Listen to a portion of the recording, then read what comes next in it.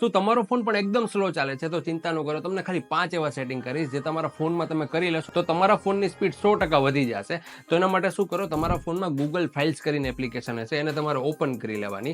Application તમારા ફોનમાં નથી તો પ્લે સ્ટોર ઉપર જઈને એપ્લિકેશનને ડાઉનલોડ કરી લ્યો. પછી ઉપર જે 3 લાઈન આપેલી છે ને એના ઉપર ક્લિક કરીને ક્લીન વાળું જે ઓપ્શન છે ને એના ઉપર ક્લિક કરો. સૌથી પહેલા તમને જંક ફાઇલ્સ વાળું એક સેક્શન જોવા મળશે.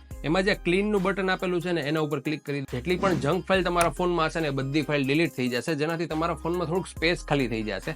પછી આ જ સ્ક્રીનમાં તમે નીચે આવશો ને તો તમને અલગ અલગ સેક્શન જોવા મળશે. જેમ કે મારામાં પહેલું સેક્શન છે ડિલીટ ઓલ્ડ સ્ક્રીનશોટ, એટલે જે બહુ જૂના સ્ક્રીનશોટ છે ને એને તમારે ડિલીટ કરવા હોય ને તો તમને સજેશન આપશે. એક ક્લિક કરશો બધા જેટલા પણ જૂના સ્ક્રીનશોટ છે ને બધા તમારા ફોનમાંથી ડિલીટ થઈ જશે. નીચે અલગ અલગ તમને સેક્શન જોવા મળે, ડિલીટ લાર્જ ફાઇલ વાળું. આવું બધું તમે ચેક કરીને જે પણ તમને એમ લાગતું હોય કે નકામું છે ને અહીંથી તમે ડિલીટ કરી શકો છો. હવે આ જ એપ્લિકેશનમાં એક વખત બેક આવશો અને પાછા તમે 3 લાઈન ઉપર ક્લિક કરશો તો ટ્રેસ વાળું ઓપ્શન જોવા મળશે. આમાં કોઈ પણ ફાઇલ તમે ડિલીટ કરેલી હોય ને એ બધી અહીંયા દેખાડશે. તમને એવું લાગતું હોય કે આ ફાઇલ તમારે કોઈ કામની નથી તો આ બધી ફાઇલને તમે એકી સાથે ડિલીટ કરી શકો છો. હવે આ કામ થઈ ગયા પછી શું કરવાનું, તમારા ફોનના મેનુ સ્ક્રીનમાં આવવાનું. મેનુ સ્ક્રીનમાં તમે આવશો તો ઘણી બધી એપ્લિકેશન તમને જોવા મળશે. આમાંથી 20 થી 25% એપ્લિકેશન એવી હશે જે તમે ઘણા દિવસોથી ઓપન નથી કરેલી, કે ફોન લીધો ત્યારથી તમે નાખેલી છે પણ ત્યારથી ક્યારેય તમે એને ઓપન નથી કરી. તો આ બધી જેટલી પણ એપ્લિકેશન છે ને એને વારાફરતી તમારા ફોનમાંથી અનઇન્સ્ટોલ કરી નાખો. આ બધી એપ્લિકેશન તમારા ફોનમાં હોય ને તમે એને ખોલો નહીં ને તો પણ એ બેકગ્રાઉન્ડમાં ચાલુ રહેતી હોય છે, જેના હિસાબે તમારું પ્રોસેસર યુઝ કરતું હોય, રેમ યુઝ કરતું હોય, તમારા ફોનની બેટરી યુઝ કરે.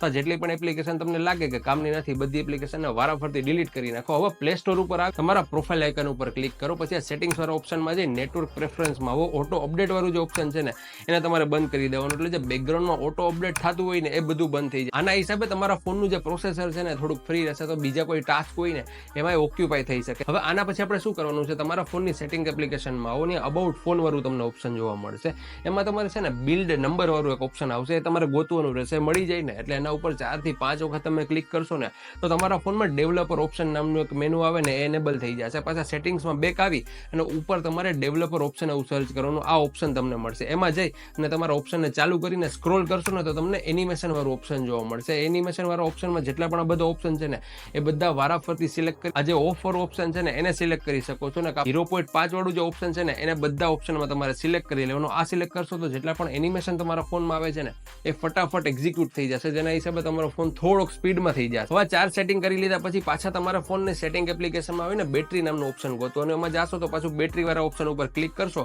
તો બેકગ્રાઉન્ડ યુસેજ લિમિટ નામનું ઓપ્શન જોવા મળશે. એમાં જઈને જે પહેલું ઓપ્શન છે ને એ બંધ હોય ને તો એને તમારે ચાલુ કરી દેવાનું. કોઈ પણ એપ્લિકેશન એવી હોય કે જે બેકગ્રાઉન્ડમાં બહુ હાલતી હોય, તમારા ફોનનો બહુ યુઝ કરતી હોય ને તો તમારો ફોન એને ઓટોમેટિકલી સ્ટોપ કરી દેશે, જેના હિસાબે તમારા ફોનની સ્પીડ વધી જશે. તો 5 સેટિંગ કરી લેશો ને તો તમારા ફોનની સ્પીડ 100% વધી જશે. વિડીયો તમને કામનો લાગ્યો હોય તો તમારા મિત્રો સાથે શેર કરીને આવા જ નવા વિડીયો તમારે ગુજરાતીમાં જોતા રહેવો હોય તો આપણી ટેક ગુજરાતી યુટ્યુબ ચેનલને હમણાં સબસ્ક્રાઇબ કરી દેજો.